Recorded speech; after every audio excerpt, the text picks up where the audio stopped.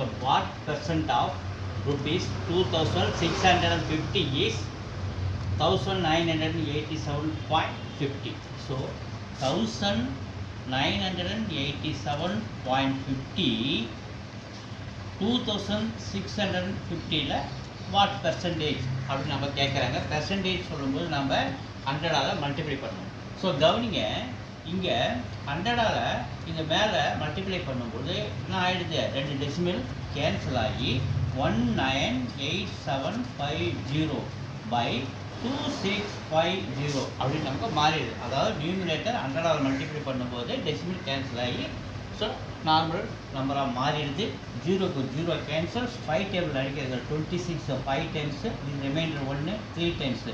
So இந்த 5 table அடிக்கிற 19 3 15 மீதி 4 48 9 5 சார் 45 மீதி ரிமைண்டர் 3 37 7 5 சார் 35 மீதி ரிமைண்டர் 2 25 5 டைம்ஸ். இப்போ 3975 by 53. ஸோ இதை 3975 53ஆல் டிவைட் பண்ணுங்கள்.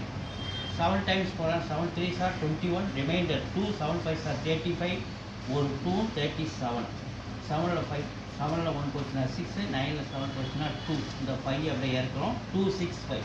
ஸோ 5 டேபிளில் பண்ணுற 5 3 சார் 15 ரிமைண்டர் 1 5 25 1 26 ஸோ 0 அப்போ 75. ஸோ இதை நம்ம டிவைட் பண்ணால் நமக்கு என்ன கிடைக்குது 75 கிடைக்குது. ஏ இஸ் த ஆன்சர்.